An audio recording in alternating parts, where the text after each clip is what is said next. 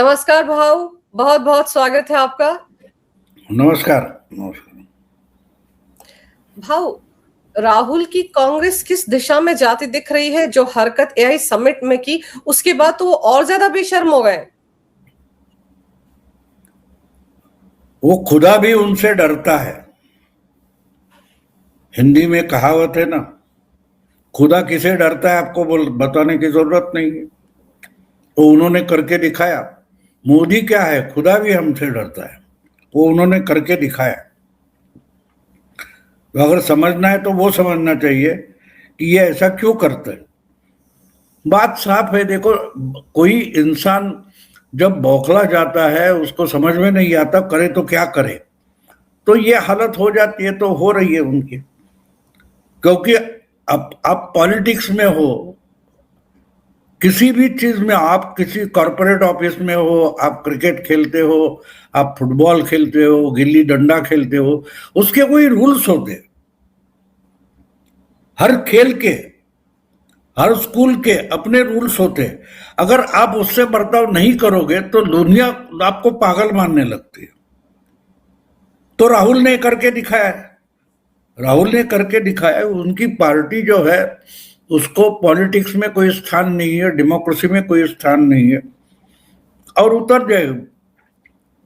एक बात और है कि पिछले चुनाव में जो कुछ बीजेपी के अंदरूनी झगड़े थे, उसके कारण इनको इतनी सीटें मिल गई, वरना पिछली 2 लोकसभा में कांग्रेस को अपोजिशन लीडरशिप का कोई दर्जा भी नहीं मिला था। ऑफिशियली कोई अपोजिशन लीडर नहीं था। तो संख्या बढ़ गई तो ये अपोजिशन लीडर बन गए। और मुझे याद है, जब ये अपोजिशन लीडर बन गए तब मैंने वीडियो बनाया था और मैंने साफ साफ उसमें बताया था कि बीजेपी के लिए ये अच्छी बात है। अच्छी इसलिए कि जितनी कांग्रेस की संख्या बढ़ेगी तो पार्लियामेंट्री डेमोक्रेसी कितनी खतरे में है, इसका जो प्रैक्टिकल है वो राहुल गांधी करके दिखाएंगे, और वो दिखा रहे। मेरी भविष्यवाणी उन्होंने सच की है। तो इससे ताकत तो बढ़ने वाली नहीं है। लोगों के सामने है जो कुछ हो रहा है, और लोकसभा चुनाव के बाद जो 5-6 चुनाव सामने हो गए, उसमें रिजल्ट सामने आए, लोग समझ रहे। लेकिन एक बात होती है ना, देखो, मैं ये पॉलिटिक्स जो है उसके बारे में जो आकलन मेरा है, मैं जो कंपैरिजन करता हूं, मैं हमेशा बताता हूं कि लोग तालियां बजा रहे हैं, इसके लिए अगर आप खेलोगे तो आपका युवराज सिंह बन जाता है। युवराज का जितना टैलेंट था उतना ही धोनी के पास था। लेकिन लोग तालियां बजा रहे हैं, स्टेडियम में मांग हो रही है, इसलिए धोनी सिक्सर नहीं मारता था और 16 साल की लंबी पारी खेल गया। आज हम देखते हैं कि युवराज सिंह है कहां। तो ये बात समझना जरूरी होती है। जिनको समझना है समझे, वरना नुकसान पक्का है। कांग्रेस की जो हालत है उनके ही लोग उनको समझा रहे, पार्टी का सत्यानाश हो जाएगा। और क्या है, पार्टी का सत्यानाश हो जाएगा ना। तो एक बात साफ है कि कांग्रेस को पॉलिटिक्स करनी नहीं है। अगर कांग्रेस को रिवाइव होना है तो किसी को तो आगे होना पड़ेगा। इनको धक्के मारकर बाहर करना पड़ेगा, जो खुद को गांधी परिवार बोल। देखो, एक बात होती है, कभी भी कुछ बातें हमारे लिए फायदेमंद होती है, हमारे लिए एसेट होती है, लेकिन एक समय के बाद वो लाइबिलिटी बन जाती है। आज गांधी परिवार कांग्रेस के लिए लाइबिलिटी है, वोट लाएगा नहीं। अगर गांधी परिवार के कारण ही कांग्रेस है और इसी कारण से कांग्रेस को वोट मिलते हैं, ऐसा अगर कोई समझता है तो उनको बंगाल की तरफ देखना पड़ेगा, उनको यूपी की तरफ, बिहार की तरफ देखना पड़ेगा, उनको गुजरात, राजस्थान, छत्तीसगढ़, मध्य प्रदेश, इन जगहों पर देखना पड़ेगा। जहां कुछ कांग्रेस बची है वहां कांग्रेस का लोकल लीडर है जो कितना वोट ले सकता है, बस उतना ही आ रहे। राहुल गांधी नहीं तो प्रियंका वाड्रा को लेके आए, इससे यूपी में कोई फर्क नहीं पड़ा है, ना महाराष्ट्र में पड़ा है। जो था वो बीजेपी के अंदर के झगड़े थे, उसके कारण इनको लोकसभा में इतना सक्सेस मिला था। और मुझे जहां तक याद है कि लोकसभा के नतीजे आने के बाद हमारे महाराष्ट्र में जो बीजेपी की सीटें बहुत कम हो गई थी, बहुत कम हो गई थी। कांग्रेस के 13 हो गए, एक के जगह 13 आ गए, लेकिन वो इनका इनका क्या बोलते हैं उसको, इनकी कमाई नहीं थी, उनको लगी हुई लॉटरी थी, सामने वाले के गलती से उसका बटुआ गिर गया, आपके हाथ लग गया, तो उसको कमाई नहीं कहते, वो कमाई नहीं करते। हाँ, उसको तो बाजार में तो रुपया चलता है, तो उसका फायदा उठाकर कुछ पैर जमाना जरूरी था। तो ये कौन चीफ मिनिस्टर बनेगा, इस पर झगड़ते बैठ गए और बुरी हालत हो गई। 13 एमपी जिनके हैं महाराष्ट्र में, उससे 6 गुना अगर चाहिए तो कितना होना चाहिए, और इनके आए 16। इसका कारण एक ही था कि ये उस चुनाव का नतीजा, इसके पीछे की पॉलिटिक्स नहीं समझ पाए। बीजेपी की गलती थी, इसलिए दिखाई दिया कि आप मेरिट में आए हो, आप मेरिट में थे नहीं, आप 6ठे नंबर पर थे। तो विधानसभा ने दिखा दिया कि आप 1 नंबर थे, 6ठे नंबर पर आ गए। और देवेंद्र फडणवीस लोकसभा के बाद बार बार हर जगह भाषण करते थे, जनता में करते थे, कार्यकर्ताओं में करते थे। तो बार बार देवेंद्र फडणवीस एक ही बात दोहरा रहे थे, समझा रहे थे कि भाई हमने गलती की है, हम लिथार्जिक लेजी बैठ गए, वोटिंग कम हुआ। देखो 2019 और 2024 दोनों चुनाव के आंकड़े जाकर देखो, 8% 7% वोटिंग कम हुआ था 2019 की तुलना में। मेरा ख्याल है कुछ 65% से ज्यादा वोट था। वो 24 में 57% हो गया, तो 6-7% कम हो गया वोट। अगर वो पूरा वोट 5 साल पहले जैसा बीजेपी का कार्यकर्ता घर घर से लेकर वोटर को जमीन तक लाता, तो आंकड़े बदलते हुए दिखाई देते। और वही विधानसभा में हो गया, तो हमने देखा कि महाराष्ट्र में उसी कांग्रेस का, उसी INDIA का पार सुपड़ा साफ हो गया, 50 तक नहीं आए, 50 तक।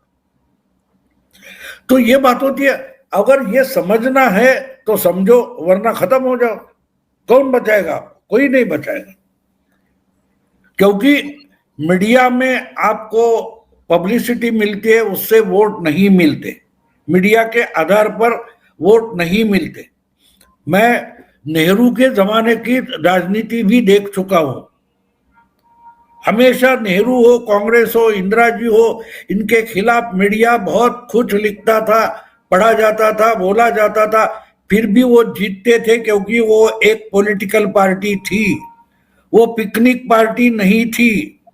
आप राहुल गांधी को देखो, आप राहुल गांधी की बॉडी लैंग्वेज को देखो, तो आपको पता चलेगा वो हमेशा पिकनिक मोड में रहते, पिकनिक मूड में भी होते, पिकनिक मोड में भी होते।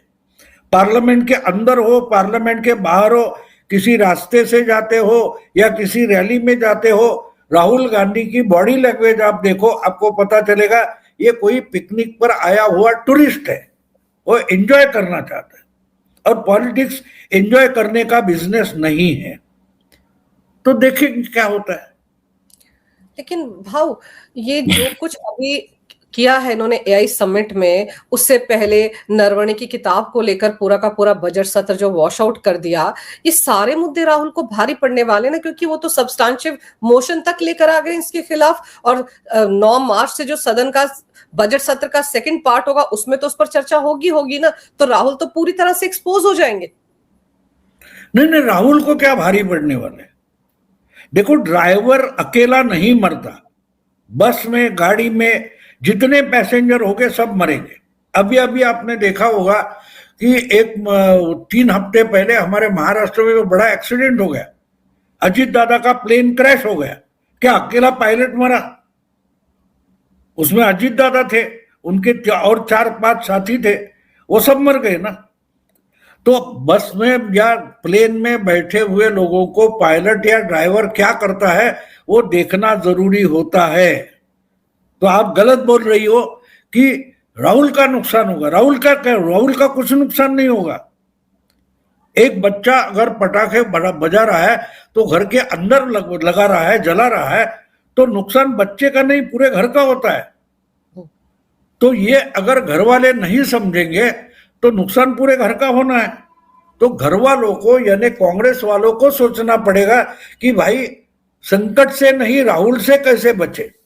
अगर वो नहीं सोचना चाहते तो नुकसान मोदी का या बाकी किसी का नहीं होगा, कांग्रेस पार्टी का होगा।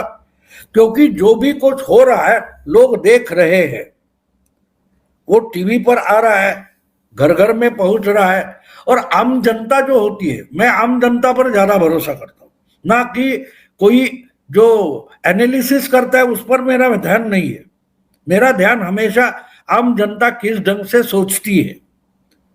एक हवाई जहाज का एक्सीडेंट हो गया तो कल से पूरी की पूरे लोग हवाई जहाज से प्रवास करना बंद नहीं करते, जाते हैं, क्योंकि उनको मालूम है वो एक्सीडेंट है। लेकिन अगर एक ही कंपनी का हवाई जहाज बार बार गिरने लगा तो उस हवाई जहाज, उस कंपनी के हवाई जहाज से कोई नहीं जाएगा। तो जिस ढंग से कांग्रेस चलाई जा रही है, कांग्रेस के तरफ से जो रिजल्ट आ रहे हैं, अभी की बात है, विधानसभा हो गई, फिर कॉरपोरेशन के महाराष्ट्र में चुनाव हो गए, उसके बाद जिला परिषद के हो गए, छोटे छोटे हर जगह कांग्रेस बुरी तरह से हारी है। एक्सेप्शन है तो थोड़ा तेलंगाना में, कर्नाटक में अभी ये पीछे पड़ना शुरू हो गया है, अभी 2 साल बाकी है उनके लिए। तो कहने का मतलब ये है कि जो कुछ राहुल गांधी कर रहा है उसकी चिंता कांग्रेस वाले करे। मैं तो कांग्रेस का समर्थक हूं नहीं, मुझे कोई परवाह नहीं, उल्टा मैं खुश हूं। और नंगापन करे और मजाक करे पॉलिटिक्स की, क्योंकि कीमत अगर तुम चुकाने वाले हो तो मैं उस पर रोने की मेरे को क्या जरूरत है। उल्टा मैं खुश हूं, क्योंकि राहुल गांधी अपोजिशन लीडर बनते हैं तो कांग्रेस की नाक रोज कटेगी, ये मैंने भविष्यवाणी की थी 1.5-2 साल पहले। तो अगर मेरी भविष्यवाणी सच हो रही है तो मुझे दुख करने की कोई जरूरत नहीं है, कोई जरूरत नहीं। और एक बात पक्का समझ लो, आम जनता जो होती है ना, जो रोज मेहनत करके अपनी रोटी कमाती है, बहुत कम पैसों पर अपनी जिंदगी काटती है, वो जनता बड़ी सयानी होती है। वो उसका एनालिसिस नहीं करेगी, चिकित्सा नहीं करेगी, वो उस पर एक्शन लेती है और अपना समय आने तक इंतजार करती है। आपने देखा होगा कि मुंबई में ठाकरे ब्रांड पूरा मीडिया चिल्ला रहा था, इसलिए ठाकरे ब्रांड जीता नहीं जीता। पब्लिसिटी बहुत हो गई, बहुत पब्लिसिटी हो गई, लेकिन ठाकरे ब्रांड की एडवर्टाइज देने से वो माल खरीदा नहीं गया। खरीदने वाला कौन था? जो घर घर में बैठा है, उसको पता है कि कौन क्या है, किसकी कीमत क्या है, बस उतनी कीमत उसको दे देंगे। तो राहुल जो कर रहा है, अगर मैं बीजेपी का समर्थक हूं तो मैं राहुल का सपोर्ट करूंगा। और नंगा नाच करो, और नंगा नाच करो, ताकि दुनिया सोचे भाई इमरान खान भी प्राइम मिनिस्टर बने चलेगा, लेकिन राहुल गांधी नहीं होना चाहिए। ये तो इंडियंस के दिमाग में बिठाने की कोशिश राहुल गांधी पुरजोर कर रहे, तो मैं उसका विरोध क्यों करूंगा? मैं उनकी निंदा बिल्कुल नहीं करूंगा। मैंने बोला अरे जोर शोर से और जोर से करो। अगर रोकना है तो कांग्रेस पार्टी वालों को रोकना, पार्टी वालों ने रोकना जरूरी है। फिर वो वेणुगोपाल होगा या जयराम रमेश होगा, पवन खेरा होगा, जो भी कोई है जिनको कांग्रेस पार्टी बचानी।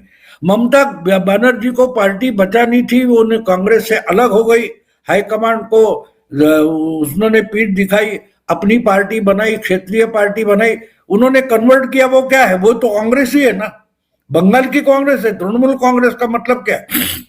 तृणमूल कांग्रेस बंगाल में बचाई हुई कांग्रेस है। वो किससे बचाई है? सीपीएम से नहीं, सीपीएम से लड़कर गांधी परिवार से जो कांग्रेस बची है बंगाल में, उसको लोग आजकल तृणमूल कांग्रेस बोलते। आप आंध्र में देखो वाईएसआरसीपी क्या है? वाईएसआरसीपी का मतलब हाईकमांड से और गांधी परिवार से जगन मोहन ने बचाई हुई कांग्रेस है। तो जिनको कांग्रेस बचानी है वो एक काम करे, गांधी परिवार से नाता तोड़े और अपने हाथ में अपने अपने राज्य में जितनी क्षमता है, जितनी औकात है, उतनी कांग्रेस संभाल ले। इससे ज्यादा क्या कर सकते? भाव पश्चिम बंगाल में, असम में या फिर 2027 में उत्तर प्रदेश में भी विधानसभा चुनाव होने हैं, उसमें आपको क्या दिख रहा है? क्योंकि ये लोग तो जिस तरह से, आप देखिए एक वीडियो लीक हुआ था कि ओवैसी आ रहा है उत्तर प्रदेश में, और खड़गे कैसे इमरान मसूद को समझा रहा था कि वो नहीं आना चाहिए, हैदराबाद ही नहीं आना चाहिए। भाव ले देकर तो 2 सीटें हैं इनके पास उत्तर प्रदेश में विधानसभा की, और उसके बाद भी इस तरह का डर, तो क्योंकि बहुत सारा भ्रम भी तो फैलाया जा रहा है ना योगी आदित्यनाथ को लेकर। नहीं, भ्रम फैलाने से कुछ नहीं होता। एक देखो, मीडिया मीडिया कवर करती है ऐसा वोटरशिप 3 या 4% है। 90% से भी ज्यादा वोटर जो है वो मीडिया से पूरा अलग है। वो आपको सुनता ही नहीं, वो आपको देखता ही नहीं, वो अपने अनुभव पर अपना मत बनाता है और वोट डालने जाता है। तो आप मार्केटिंग किसकी भी करो, इसलिए तो मैंने बोला ना, ठाकरे ब्रांड, ठाकरे ब्रांड, क्या हुआ ठाकरे ब्रांड का? बाकी छोड़ो, 29 कॉरपोरेशन के चुनाव महाराष्ट्र में हो गए, कितने जीत लिए ठाकरे ब्रांड ने, कितने जीत लिए पवार ब्रांड ने? ये महाराष्ट्र के 2 बड़े ब्रांड है। रोज सुबह सुबह संजय राउत बोलते थे ना, और सब मीडिया दिखाती थी मुंबई की, क्या हो गया उस ब्रांड का? बीजेपी तो ब्रांड नहीं था, देवेंद्र तो ब्रांड नहीं था मीडिया का। इसका मतलब साफ है कि अगर मीडिया बोल रहा है कि आदित्यनाथ संकट में है, तो समझो वो ऐश कर रहा है, आराम से चुनकर आने वाला है। क्योंकि एक बात होती, किसी भी एक निष्कर्ष पर हम आते हैं तो कैसे आते हैं कि अगर 1000 बार हवाई जहाज उड़ा और उसके जो टूरिस्ट थे, प्रवासी थे, वो आराम से पैसेंजर अपनी जगह पर पहुंच गए तो सेफ है। 1000 में एक आधा एक्सीडेंट होता है, लेकिन 999 अगर सही पहुंच रहे तो लोग एक की तरफ नहीं देखते। तो आजकल मीडिया पर का लोगों का भरोसा उड़ गया है। उल्टा लोग समझते हैं कि मीडिया बोल रहा है एक्सीडेंट होगा, इसका मतलब बिल्कुल नहीं होगा। तो राहुल गांधी को मीडिया में बहुत सारा स्पेस मिल रहा है, इससे मैं खुश हूं, क्योंकि मैं मोदी समर्थक हूं, मैं तो छुपाता नहीं। तो ये सबसे अच्छी साइन है, अच्छी साइन है कि रोज मोदी संकट में, मोदी संकट, योगी संकट में, हिमंता विश्व शर्मा का अभी गया सुपड़ा साफ हो गया, ये खबरें देखकर मैं मजे लेता हूं उसके, मैं खुश होता हूं। वाह, इतने अच्छे संकेत तो आसानी से नहीं मिलते। इसका मतलब देखो, मैं ये मजाक नहीं बोल रहा, आपको लगेगा कि मैं सरकास्टिकली बोल रहा हूं, बिल्कुल नहीं, बिल्कुल नहीं। आप मेरे वीडियो या मैंने औरों के साथ हिंदी में भी किए हुए वीडियो देखो। मैंने बिहार के बारे में क्या बोला था, मैंने महाराष्ट्र के, हरियाणा के बारे में क्या बोला था, मैंने दिल्ली के बारे में क्या बोला था, और बाकी का मीडिया क्या बोल रहा था। उस वक्त मैं यही बोल रहा था कि जब मीडिया संकट बोलता है वो बीजेपी के लिए सबसे बड़ा शुभ संकेत होता है, ये मैंने बोला था। अब वोट चोरी, वोट चोरी, कितना पावर पॉइंट प्रोग्राम हो गया, राहुल गांधी ने वोटर लिस्ट के लिए कुछ रैलियां की थी बिहार में, क्या हो गया फिर, क्या हो गया? और मैंने बोला कि इसके कारण 25 सीटें बढ़ेगी। जो मेरी बेसिक आंकड़ा था 175, लास्ट मोमेंट एग्जिट पोल के बाद मैंने बोला 200 क्रॉस करेगा, तो हो गया। मैं तो मुंबई में मेरे घर से बाहर नहीं निकलता, ग्राउंड रिपोर्ट की तो बात छोड़ दो, मैं घर में नवी मुंबई में बैठा हूं। बिहार जाने की बात छोड़ो, मैं मुंबई भी नहीं घूमने गया। तो मेरे आंकड़े क्यों सही निकले? क्योंकि जो मीडिया दिखा रहा है उसके आधार पर मैंने बोला था ना, उसके आधार पर मैंने बोला था। तो ये बोलते हैं ये गलत होता है, इसकी मुझे इतनी गारंटी है कि मैं उनके आधार पर बोलता हूं। ये बोल रहे हैं 100 है, इसका मतलब 2 0 है, 1 गायब है, ये बोलूंगा मैं। तो राहुल गांधी कर रहे हैं तो कांग्रेस के लिए नुकसान कर रहे हैं। मीडिया, देखो मीडिया की बात अलग होती है, उनको पैसे मिलते होंगे, वो उसकी चमचेगिरी करेंगे तो करने दो। लेकिन वोटर अगर आपसे कटा हुआ है तो आप जो जिस माल की एडवर्टाइज कर रहे हो वो माल गोडाउन में भी नहीं है, तो दुकान पर तक नहीं, सप्लाई चेन ही नहीं है, तो वोटर के पास पहुंचेगा कैसे? नहीं पहुंचेगा, हो गया नुकसान। क्या होगा बिहार में राहुल गांधी का? अपने साथ साथ तेजस्वी को भी डुबाया उन्होंने। इसलिए ममता सयानी है। ममता बोल रही कि मैं इनके साथ तो नहीं लड़ूंगी साथ लेकर, क्योंकि उसको मालूम है इनके कारण 10 सीटें नहीं बढ़ेगी, लेकिन 25-30 सीटें कम जरूर होगी। तो भाई हाथ आप अलग लड़ो। और जो बात आपने ओवैसी की है, तो मुझे लगता है कि ओवैसी ये अलग एक फैक्टर सामने आ रहा है जिसका कांग्रेस को धोखा है। अगर खड़गे बोले तो सही है कि कांग्रेस का मुस्लिम वोटर खिसक रहा है। अगर 6 सीटें बिहार में ओवैसी की आई, महाराष्ट्र में जो कॉरपोरेशन चुनाव हुए उसमें शरद पवार से भी ज्यादा ओवैसी की सीटें आई है कॉरपोरेशन चुनाव में। क्यों आई है? तो वो जो खुद को सेक्युलर सेक्युलर मानकर एंटी हिंदू और मुस्लिम तुष्टीकरण का नीति कर रहे हैं, उनसे मुस्लिम वोटर छिटक रहा है, निकल रहा है, ओवैसी की तरफ जा रहे, जाने दो। बीजेपी का वोट तो ओवैसी नहीं ले रहा है, मैं क्यों रहूंगा? मैं अगर बीजेपी समर्थक हूं तो ओवैसी का मुझे कोई डर नहीं, उल्टा मैं खुश हूं। तो एक बात समझना जरूरी होती है कि पॉलिटिक्स और चुनाव का जो गणित होता है वो पहले समझ लो।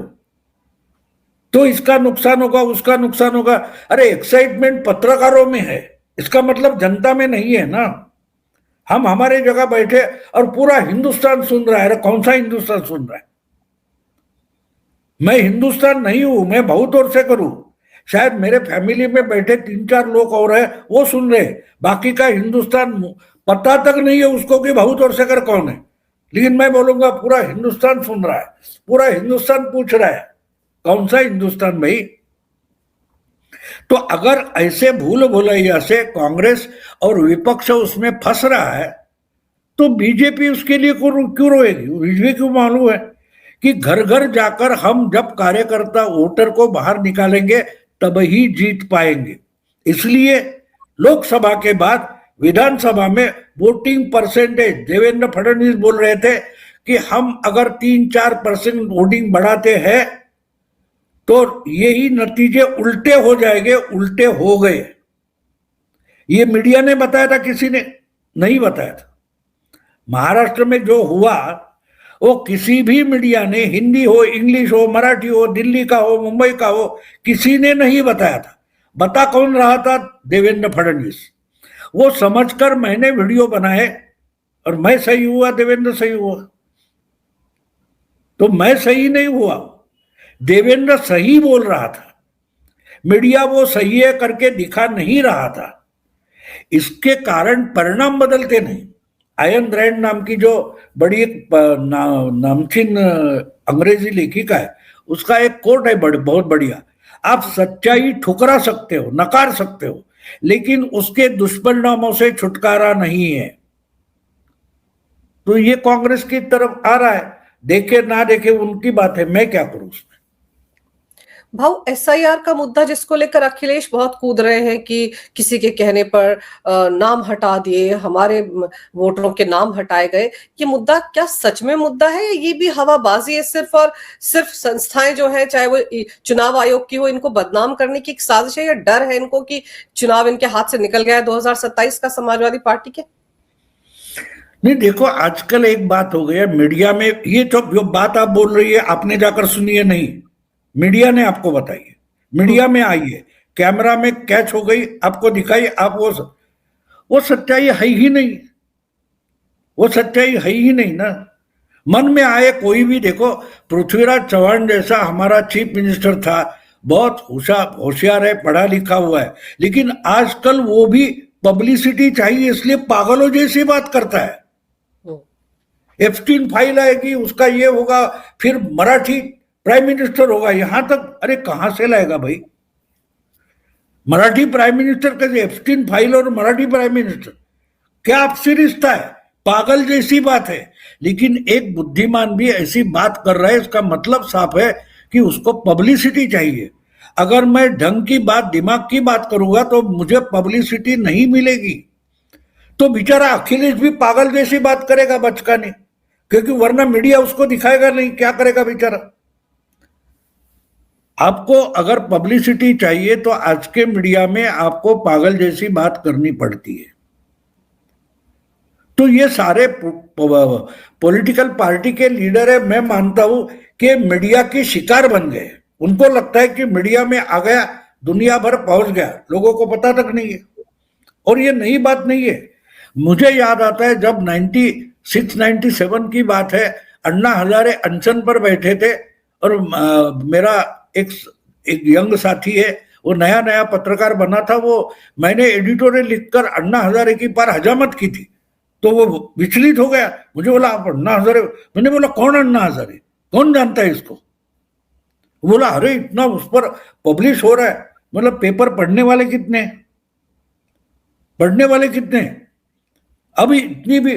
और 8 दिन बाद अचानक वो आ गया, सॉरी आप बोल रहे थे सही। मैंने बोला क्या हुआ? तो उसकी माँ भी पढ़ी लिखी नहीं थी, वो एक दिन कुछ हो गया तो वो अपने बेटे को पूछ रही है अन्ना हजारे कौन है, तो उसको घर में उसका रिजल्ट मिल गया जो मैं बोला था। मैंने बोला पेपर में होता है इसके लिए दुनिया वो मानती है, ऐसी बिल्कुल बात नहीं है। अभी की बात देखो, पिछले 2-3 साल की, तुमको लगा होगा कि अरे अगले चुनाव में शायद जरांगे पाटिल महाराष्ट्र का चीफ मिनिस्टर बन जाएगा। कितना नाम उसका किया था मीडिया ने। मराठी मीडिया में आधे से ज्यादा स्पेस जरांगे पाटिल का था। आज कहां है वो? किसी को उसका नाम तक नहीं याद आ रहा है। मतलब साफ है कि मीडिया जो दिखाता है, आजकल मीडिया भी हवाबाजी करने लगा है। एंटरटेनमेंट और न्यूज, इसमें कोई फर्क बचा ही नहीं है। बस कुछ चटपटा डालो या उसको दिखा दो, चलो हो गया। तो जिसको राजनीति में, चुनाव में काम करना है, उसको एक पहली बात करनी पड़ेगी कि खुद को मीडिया से दूर रखो। अगर कांग्रेस को सरवाइव करना है तो कांग्रेस को मीडिया वाला दिखा तो फुटपाथ बदलो, अपना चेहरा भी उसको मत दिखाओ। और कैमरा ऑन है तो कैमरे रुमाल वगैरह डाल दो अपने फेस पर। मीडिया से हट जाओ, यही पॉलिटिक्स के लिए आगे जाने का एकमेव रास्ता है। इस देश की मूवमेंट, आंदोलन थे, वो आंदोलन मीडिया ने खत्म कर दिए।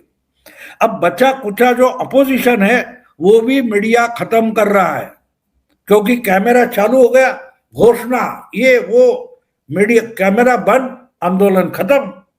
आंदोलन बचा का है। हमने सालों साल चलने वाले आंदोलन और प्रदर्शन देखे हैं, आजकल कहीं दिखता है? कैमरा ऑन, आंदोलन शुरू, कैमरा ऑफ, आंदोलन खत्म। तो ये कैमरा के सामने सब चलता है, ड्रामा चलता है, सिनेमा जैसा। ये असलियत में ना पॉलिटिक्स है, ना आंदोलन है, ना मूवमेंट है, ना ओपोजिशन पॉलिटिक्स है। तो इनको वोटर जानता तक नहीं है ना। मीडिया में तो उद्धव ठाकरे छाए हुए थे, लेकिन 29 कॉरपोरेशन के चुनाव थे, ये 3 महानगरों तक नहीं गए, मीडिया में हर जगह दिखाई देते थे। तो मीडिया से वोट नहीं बनते, वोट लोग अपने अनुभव से बनाते हैं और उस दिन जाकर बटन दबाते हैं। ये जिस दिन राहुल गांधी कांग्रेस और अपोजिशन की दिमाग में आएगा, तब ये कॉन्क्लेव सम्मेलन लेना बंद करके लोगों तक जाएंगे। ममता दीदी संकट में इसलिए है कि वो कचहरी में सुनवाई में लगी हुई है और आज वोटर के पास जाने की जरूरत है। मैं आज बोल रहा हूं, ममता दीदी सत्ता गंवा रही है। क्यों? क्योंकि वो लोगों तक नहीं जा रही है। लेकिन दूसरी तरफ बीजेपी ने अपने तरीके से पिछले 6 महीने से बंगाल में कोना कोना छान मारने का काम शुरू कर दिया है। तो जो वोटर के पास पहुंचेगा, वोटर उसके साथ हो जाएगा। जो मीडिया में रहेगा वो मीडिया में ही रहेगा।